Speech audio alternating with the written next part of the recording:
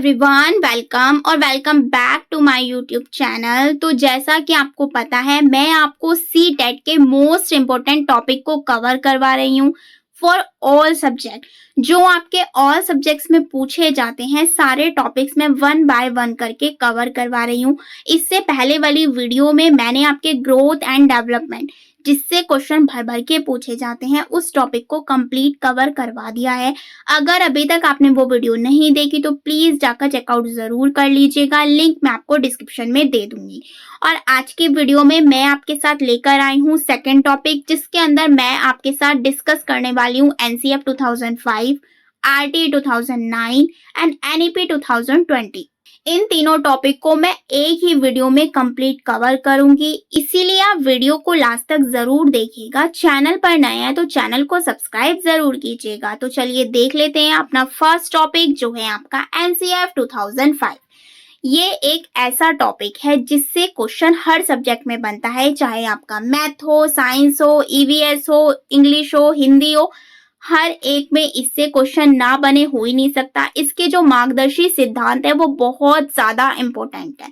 तो देखते हैं वन बाय वन कि एनसीएफ 2005 क्या कहता है। तो सारी चीजें आपको पता होनी चाहिए। सबसे पहला क्वेश्चन बन जाएगा आपके लिए कि एनसीएफ की फुल फॉर्म क्या है। तो वो है आपकी नेशनल करिकुलम फ्रेमवर्क। याद रखनी है, बहुत बार आई हुई है। क्लियर हो गया। अब देखिए क्या कहता है एनसीएफ। एनसीएफ है क्या, पहले आपको ये पता होना चाहिए। राष्ट्रीय पाठ्यचर्या की रूपरेखा 2005 एक ऐसा दस्तावेज है जिसमें ऐसे विषयों पर चर्चा की गई है कि बालक को क्या और किस प्रकार पढ़ाया जाना चाहिए। अगर आपसे पूछा जाए एनसीएफ 2005 क्या कहता है, वो करता क्या है, तो वो क्या करता है कि विषयों पर चर्चा करता है कि बालक को क्या और किस टाइप से पढ़ाया जाना चाहिए। ये चीज हमारी कौन बताता है, ये बताता है आपका एनसीएफ 2005। क्लियर हो गया। एनसीएफ 2005 की अगर आपसे पूछी जाए उत्पत्ति, तो वो की है आपके रविंद्रनाथ टैगोर ने। सभ्यता एवं प्रगति नामक निबंध से हुई है। ये चीज बहुत बार पूछी गई है, किस निबंध से हुई है, तो वो हुई है आपकी सभ्यता एवं प्रगति से। एनसीएफ का जो अनुवाद है वो संविधान की 8वीं अनुसूची में दी गई भाषाओं में किया गया है। याद रखना है कौन सी अनुसूची है, 8वीं अनुसूची। एक मोस्ट इंपोर्टेंट लाइन याद रखिएगा कि इसकी अध्यक्षता किसने तैयार की थी, तो वो की थी आपके प्रोफेसर यशपाल जी ने। किसकी अध्यक्षता में तैयार किया गया था, ये प्रोफेसर यशपाल। क्लियर है, बहुत इंपॉर्टेंट है, बहुत बार पूछा गया है। सारे इंपॉर्टेंट पॉइंट्स को ही मैंने इसके अंदर इंक्लूड किया है, तो आप इसे नोट डाउन भी कर सकते हैं।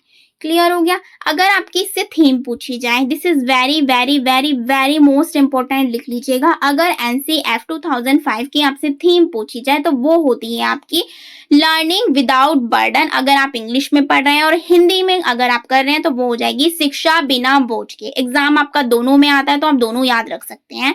लर्निंग विदाउट बर्डन की इन्होंने ये चीज बोली है कि शिक्षा को बच्चों पर थोपा ना जाए, भारी बैग उन्हें ना दिया जाए, किताबें उसके अंदर भर भर के नहीं दी जाए, चीजों को इतना ही इंक्लूड किया जाए जितनी की आवश्यकता है। तो शिक्षा इन्होंने क्या बताई है, बिना बोझ के हो। चारों तरफ की चीजें जो होती है, हमारे एनवायरनमेंट की जो चीजें होती हैं, उनसे रिलेट करके बच्चों को पढ़ाया जाए। दैनिक जीवन की चीजों से रिलेट करके बच्चों को पढ़ाया जाए। ये नहीं कि बुक्स को उसको थोपना है या बुक्स से उसको समझाना है। तो यही चीज हमारी बताई गई है एनसीएफ 2005 में। ये इसकी मेन थीम है, तो प्लीज याद रखिएगा। एनसीएफ की फुल फॉर्म मैंने आपको बता दी थी, नेशनल करिकुलम फ्रेमवर्क। हिंदी में याद रखना चाहते हैं तो याद रख सकते हैं, राष्ट्रीय पाठ्यचर्या की रूपरेखा। क्लियर है, इंपॉर्टेंट है। नेक्स्ट है, अब 3 पॉइंट लिख लीजिएगा। अध्यक्ष मैंने आपको बता दिए थे कौन है, प्रोफेसर यशपाल। तो की पॉइंट नोट करते रहिएगा।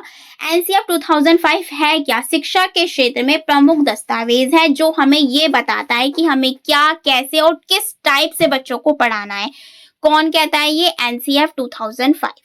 इसका उद्देश्य क्या है, शिक्षा बिना बोझ के, यानी कि लर्निंग विदाउट बर्डन। बच्चों पर कोई भार नहीं थोपना है हमें, वही चीज इसके अंदर बताई गई है।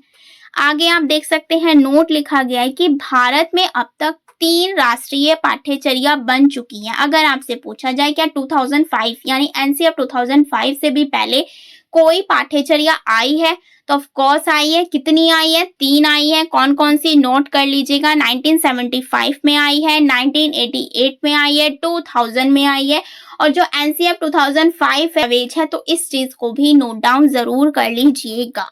एनसीएफ 2005 का जो निर्माण है वो मानव विकास संसाधन मंत्रालय की देखरेख में किया गया था। किसकी देखरेख में? इसको नोट डाउन कर लीजिएगा। मानव विकास संसाधन मंत्रालय की देखरेख में किया गया था। अब जिससे क्वेश्चन बनना ही बनना है, जो सीरियल वाइज आपसे पूछे जाते हैं, वो है इसके मार्गदर्शी सिद्धांत, जो कि प्रमुख हैं। कितने होते हैं? 5 होते हैं। कौन कौन से होते हैं वो देख लेते हैं। सबसे पहला है आपको ज्ञान को बाहरी जीवन से जोड़ा जाए। मैंने अभी आपको बताया था दैनिक जीवन से रिलेट करके बच्चों को पढ़ाइए।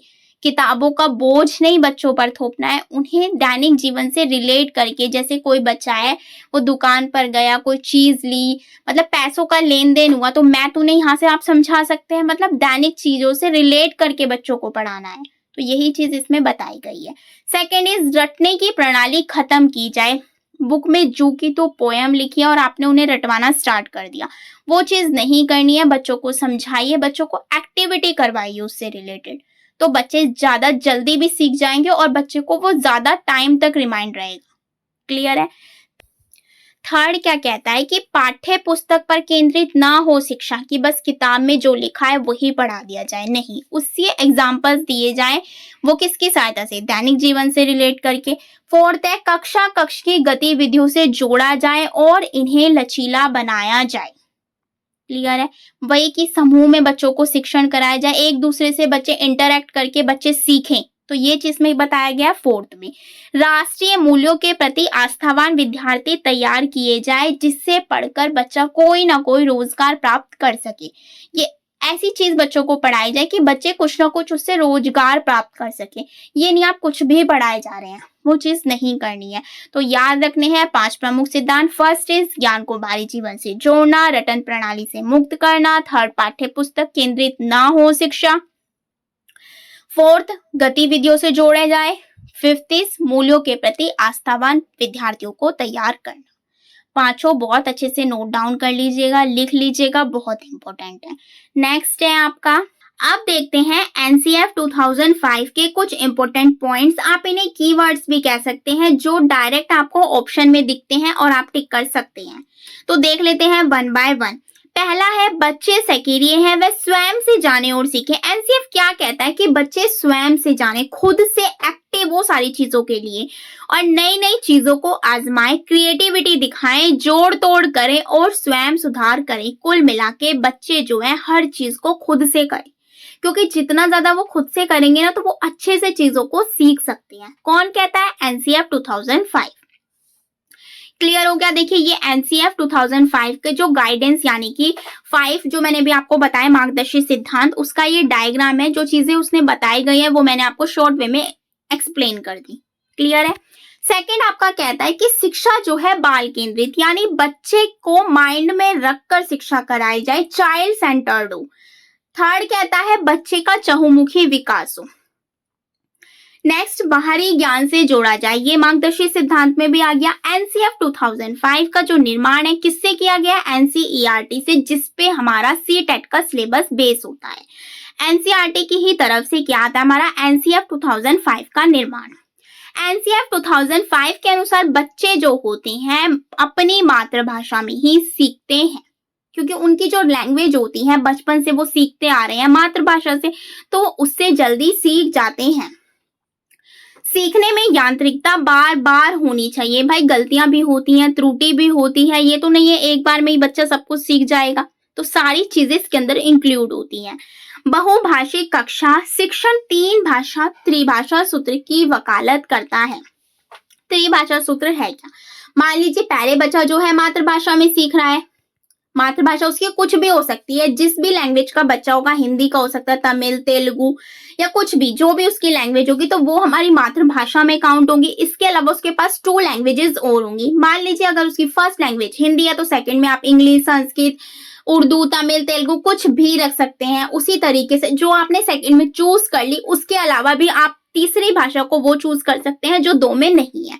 तो इस तरीके से त्रिभाषा सूत्र की वकालत करता है कौन? एनसीएफ 2005। इसके अलावा इन्होंने 4 कौशल की भी बात की है, सुबोपली, जो हमारा हिंदी के लिए इंपॉर्टेंट हो जाता है। सुबोपली, सुनना, बोलना, पढ़ना, लिखना, listening, speaking, reading and writing. शिक्षण सूत्र की बात की है। एनसीएफ ने कौन कौन से शिक्षण सूत्र बताए हैं? 2, ज्ञात से अज्ञात, मतलब जो बच्चा जानता है उससे अज्ञात की तरफ ले जाना जो बच्चा नहीं जानता है। मूर्त से अमूर्त, मूर्त मतलब जो हम चीजों को देख सकते हैं, मूर्त का मतलब होता है जो चीजें हम देख सकते हैं, सामने रखकर चीजों को एक्सप्लेन कर सकते हैं, और वहां से हमें कहां तक लेके जाना? अमूर्त, जो बच्चे चीजें नहीं जानते हैं। क्लियर है? नेक्स्ट लाइन क्या कहती है आपकी? सहज शैक्षिक गतिविधियों में बच्चों के अभिभावकों को भी जोड़ा जाए, जो हमारा क्या कहता है? सीसीई, कंटिन्यूअस कॉम्प्रहेंसिव इवैल्यूएशन, जो चीज हमें बोलती है कि बच्चे का शैक्षिक और सहज शैक्षिक।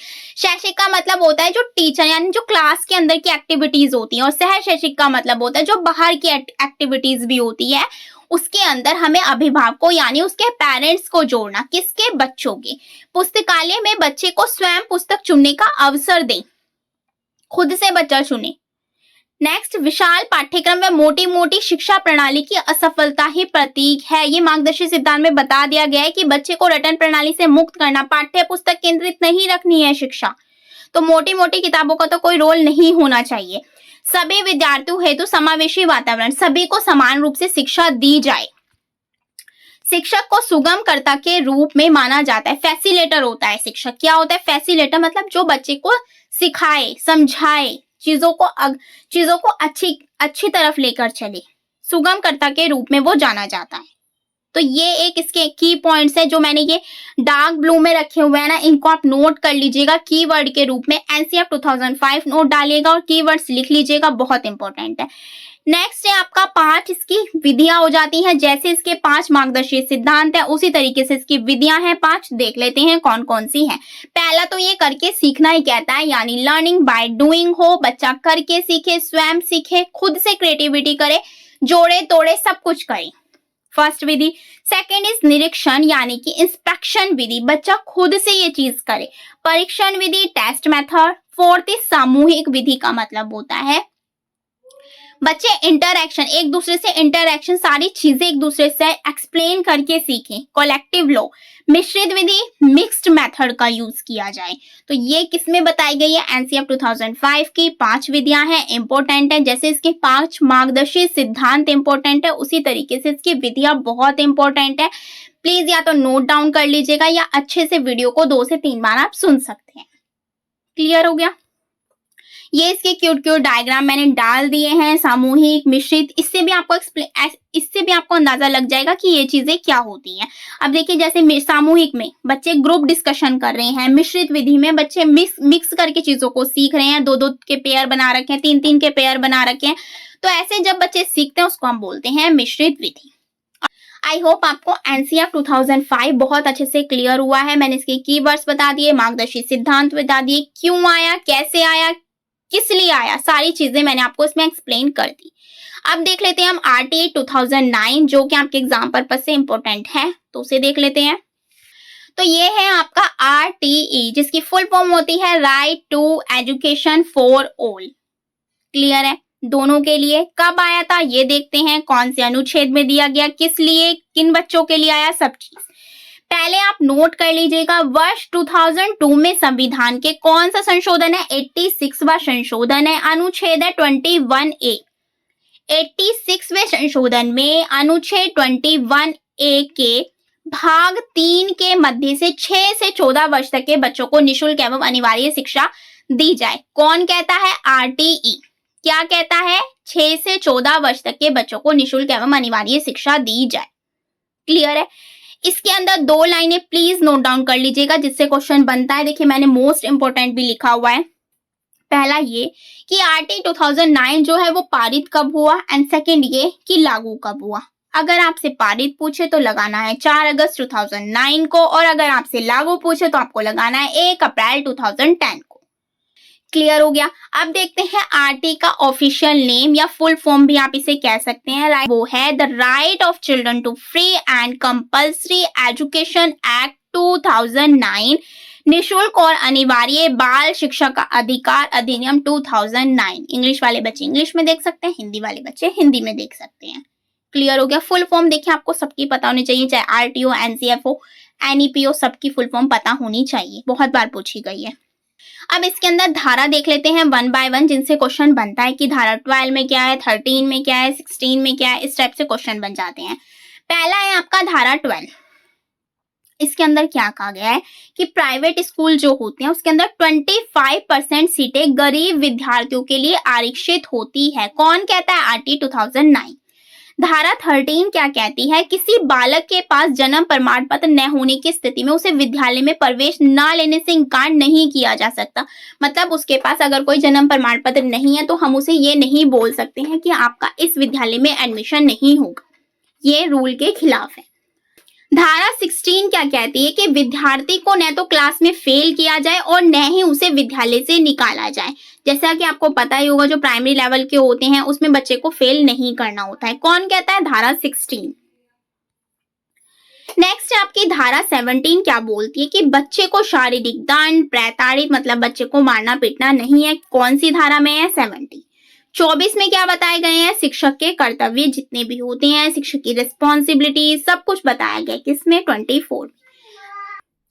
नेक्स्ट है आपकी धारा 27। धारा 27 आपकी क्या कहती है कि आरटी 2009 के अकॉर्डिंग शिक्षक को गैर शैक्षणिक कार्यों में नहीं लगाया जा सकता।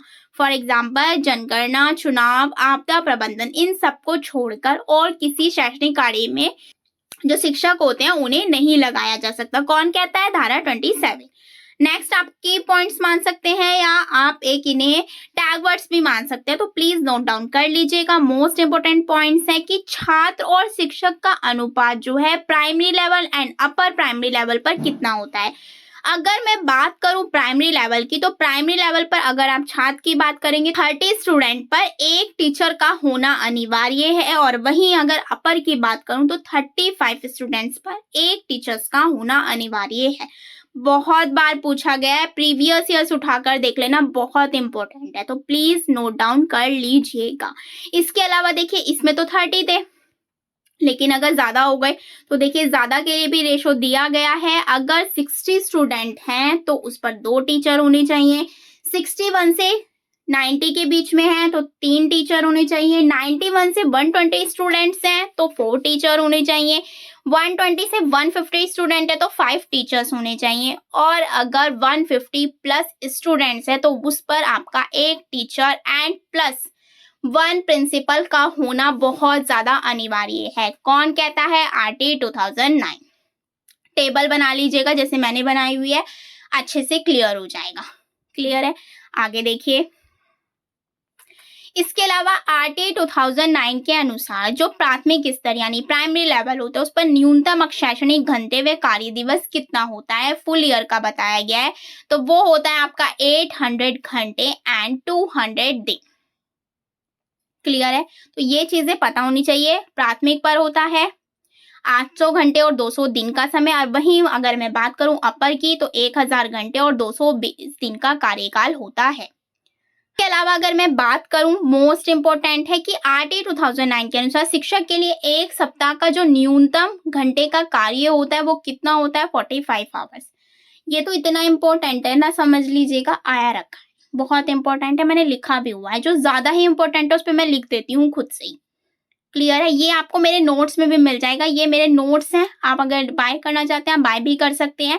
बाकी मैं आपको धीरे धीरे सब कुछ कवर करवा दूंगी। क्लियर है? तो ये सारी चीजें आप देख सकते हैं, ये मेरे खुद के नोट्स हैं, हैंड रिटन, जो मैंने बनाए हुए हैं, उसी से मैं आपको कोशिश कर रही हूँ कि आपको चीजें क्लियर करूँ। नेक्स्ट क्या कहता है आपका आरटी? कक्षा 1 से 5 तक जो बालकों के घर से विद्यालय की दूरी है वो कितनी होनी चाहिए? 1 किलोमीटर, क्योंकि छोटे छोटे बच्चे हैं। कितनी होनी चाहिए? 1 किलोमीटर। वहीं अगर मैं अपर प्राइमरी यानी 6 to 8 की बात करूं तो वहां पर होनी चाहिए 3 किलोमीटर। क्लियर है? छोटी छोटी लाइनें हैं, याद कर सकते हैं आप। एक तरफ डाल लीजिएगा प्राइमरी, एक तरफ डाल लीजिएगा अपर प्राइमरी। जो प्राइमरी में बता रही हूँ उनको प्राइमरी में लिखिए, अपर में बता रही हूँ अपर में लिखिए। क्लियर है?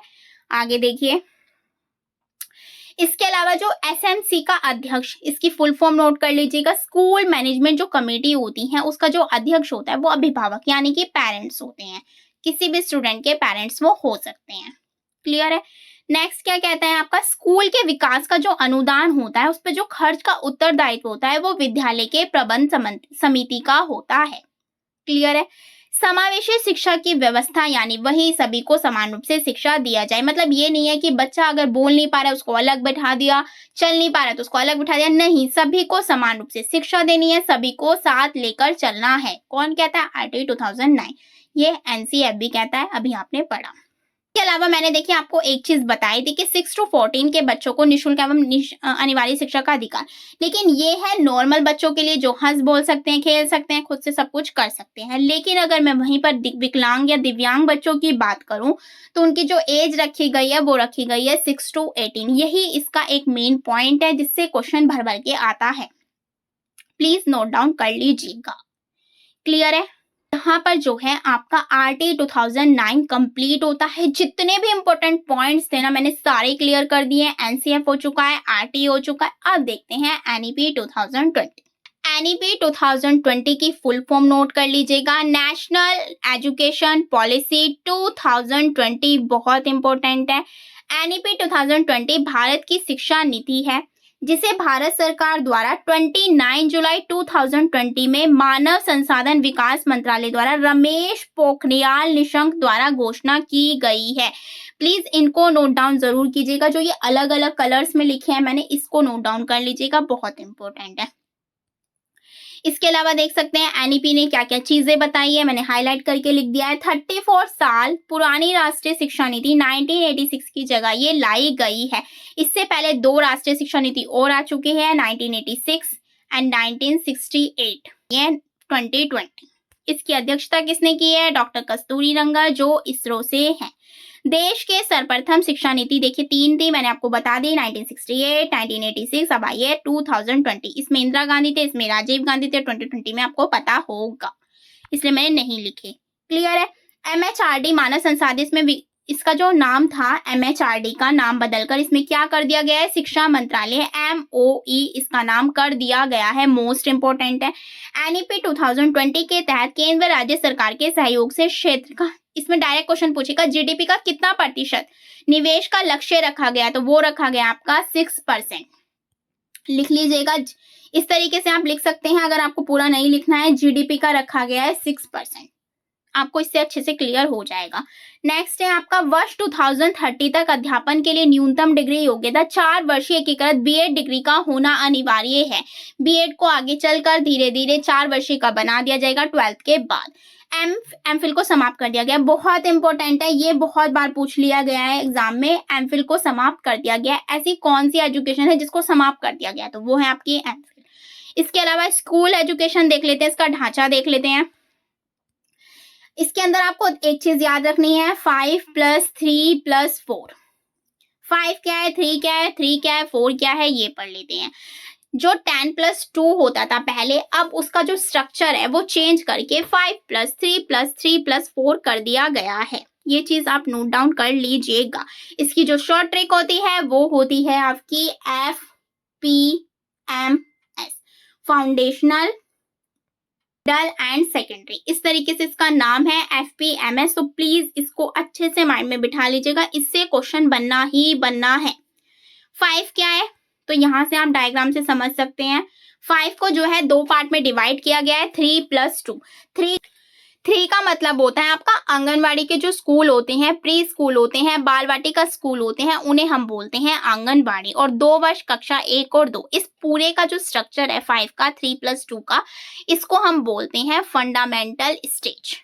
मल्टी प्ले, यानी इसके अंदर बच्चे खेल खेलते हैं, प्ले वे मेथड यूज करते हैं, तो ये सारी चीजें इसके अंदर आ जाती है। सेकेंड है आपका थर्ड में कक्षा 3 से लेकर 5 तक के बच्चे आते हैं, उम्र होती है 8 से 11 वर्ष, इसको हम बोलते हैं प्रीपैरेटरी स्टेज। नेक्स्ट है आपका 3 वर्ष 6 to 8, इसके अंदर मिडिल स्टेज आ जाती है। लास्ट है 4 वर्ष, सेकेंडरी स्टेज इसके अंदर आ जाती है। ये मैंने एक्सप्लेन भी करके लिख दिया, तो आप यहाँ से पढ़ सकते हैं इजीली डायग्राम को देखकर। इस शिक्षा नीति के कुछ सिद्धांत हैं, वो देख लेते हैं। की पॉइंट्स क्या लीजिएगा या टैग वर्ड्स क्या लीजिएगा, वो आपकी चॉइस है। संरचनात्मक समझ पर इसने जोर दिया है। कॉन्सेप्चुअल लर्निंग की इसने बात की है, अंडरस्टैंडिंग की बात की है। बहुभाषिकता, मल्टीलिंगुअल की बात की गई है। सतत मूल्यांकन सीसी पर जोर दिया गया, फॉर्मेटिव इवैल्यूएशन पर जोर दिया गया। फॉर्मेटिव इवैल्यूएशन क्या होता है? जो बच्चे की पढ़ाई के दौरान किया जाता है, मतलब कि आप क्लास में हैं और बच्चे को पढ़ा रहे हैं, बैक टू बैक उससे फीडबैक भी ले रहे हैं, तो इसे हम बोलते हैं फॉर्मेटिव इवैल्यूएशन। एनईपी का मैंने स्ट्रक्चर यहाँ पर लगा दिया है, इसको देख लीजिएगा, माइंड में इसकी इमेज क्रिएट कर लीजिएगा ताकि आपको याद रहे। क्लियर है? आगे देखिए, इसके अंदर भी वही है, बच्चा स्वयं करके सीखे, प्रयोगात्मक होना चाहिए, क्रिएटिविटी होना चाहिए, बच्चा ये सारी चीजें बच्चे में होनी चाहिए। मूल्यांकन का उद्देश्य बच्चे की सीखने की प्रक्रिया में मदद करना भी है। छात्रों के प्रोग्रेस के लिए, मूल्यांकन के लिए इसके अंदर एक संस्था की स्थापना की गई है, उसका नाम है परख। याद कर लीजिएगा, किसने बताया परख के बारे में? एनईपी 2020 ने। बच्चों की शिक्षा का माध्यम कम से कम क्लास 5 या क्लास 8, उससे आगे तक भी घर की भाषा, मातृभाषा या स्थानीय भाषा ही होगी। मतलब कक्षा 5 या कक्षा 8 तक बच्चे को उसकी मातृभाषा में ही सिखाया जाए। त्रिभाषा सूत्र को अपनाने पर इन्होंने जोर दिया है। थ्री लैंग्वेज फॉर्मूला मैं भी आपको बता चुकी हूँ। एनईपी 2020 के अनुसार भारत सरकार की एक भारत श्रेष्ठ भारत पहल पर बल दिया गया है, तो इसका ये एक तरह से नारा मान लीजिए, आप इसको याद कर सकते हैं। नेक्स्ट है कक्षा 6 के लिए एक अतिरिक्त भाषा के रूप में शास्त्रीय भाषा आदि का अध्ययन। इनमें से वो कोई सी भी लैंग्वेज हो सकती है जो आप एक अतिरिक्त भाषा के रूप में बच्चों को सिखा सकते हैं। एक तो उनकी होती है मातृभाषा, सेकेंड इज इनमें से आप कोई भी उन्हें शास्त्रीय भाषा सिखा सकते हैं। क्लियर है? नेक्स्ट है माध्यमिक स्तर पर एक अतिरिक्त विकल्प के रूप में विदेशी भाषा। वो था आपका कक्षा 6 के लिए, और अब है ये माध्यमिक के लिए। माध्यमिक के लिए आप ये लैंग्वेज सिखा सकते हैं, कोरियन, जापानी, थाई, फ्रेंच, जर्मन, स्पेनिश, पुर्तगाली और रूसी का अध्ययन। ये इतना इंपॉर्टेंट है नहीं, लेकिन पता होना चाहिए क्योंकि एनईपी ने बोली है ये बात। हर बच्चे की विशिष्ट क्षमताओं, रचनात्मकता, तार्किक सोच, नवाचार, समालोचनात्मक चिंतन की पहचान करना और उनके समग्र विकास यानी कि होलिस्टिक डेवलपमेंट की बात की है किसने? एनईपी 2020 ने। क्लियर है?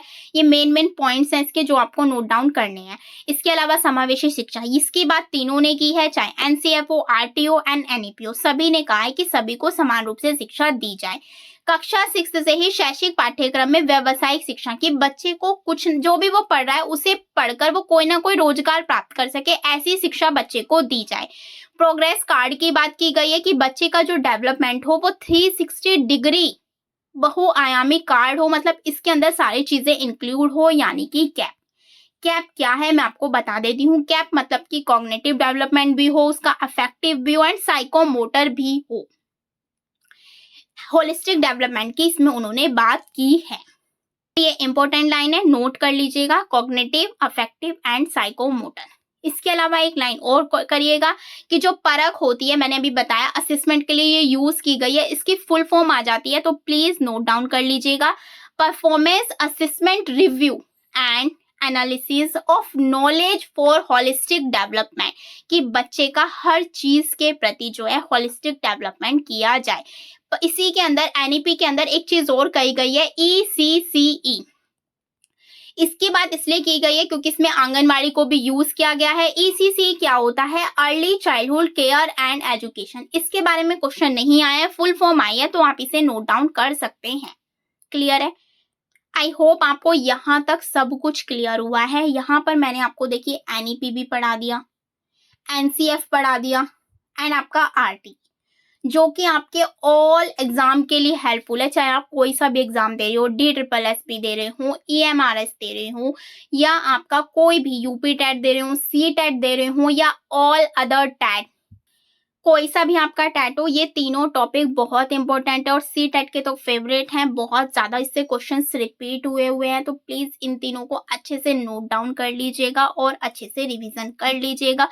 प्रीवियस ईयर्स आप लगा सकते हैं, प्रीवियस ईयर से भी आपको काफी हेल्प मिल जाती है कि किस टाइप के क्वेश्चंस आपके बने हुए हैं। प्रीवियस ईयर्स कहाँ मिलेंगे? आपको मेरे टेलीग्राम चैनल पर मिल जाएंगे। टेलीग्राम का लिंक जो है मैं आपको डिस्क्रिप्शन में दे दूंगी, आप जाकर डायरेक्ट ज्वाइन कर सकते हैं। क्लियर हो गया? तो आज मैंने आपका सेकंड टॉपिक कंप्लीट करवा दिया है, जिससे क्वेश्चन पूछे जाते हैं फॉर ऑल सब्जेक्ट, सो आप इसे कर सकते हैं। इसके अलावा देखिए मैं आपको एक इन्फॉर्मेशन और देना चाहूंगी, अगर आप CTET के पेड नोट्स लेना चाहते हैं तो आपको लिंक जो है डिस्क्रिप्शन में मिल जाएगा। आप वेबसाइट से जाकर डायरेक्ट बाय कर सकते हैं। आपको मैंने नोट्स के डेमो भी दिखाए हुए हैं। आप एक बार कम्युनिटी पोस्ट को भी चेक कर लिया कीजिए, क्योंकि वहाँ पर मैं डेमो डाल देती हूँ। जिस भी बच्चे को कोई भी प्रॉब्लम है तो वहाँ से जाकर चेकआउट कर सकता है। आप डायरेक्ट जाइए वेबसाइट से, आप डायरेक्ट चीज़ों को बाय कर सकते हैं। अगर आपको कोई भी प्रॉब्लम आती है, कोई भी आपका डाउट रहता है, कोई भी आपकी क्वेरी रहती है, तो आप मुझे कमेंट कर सकते हैं। मैं नीचे व्हाट्सएप नंबर भी दे दूँगी। अगर आपको कोई भी प्रॉब्लम आती है नोट्स बाय करने के लिए, तो आप मुझसे वहाँ पर पूछ सकते हैं और चीज़ें डिस्कस कर सकते हैं। क्लियर हो गया?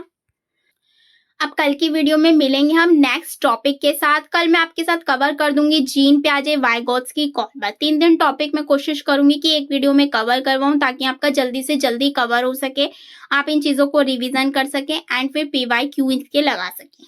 क्लियर हो गया? अगर आपकी कोई भी क्वेरी हो तो आप मुझे कमेंट कर सकते हैं। If you like this video so don't forget like, share and subscribe. Thank you so much for watching this video.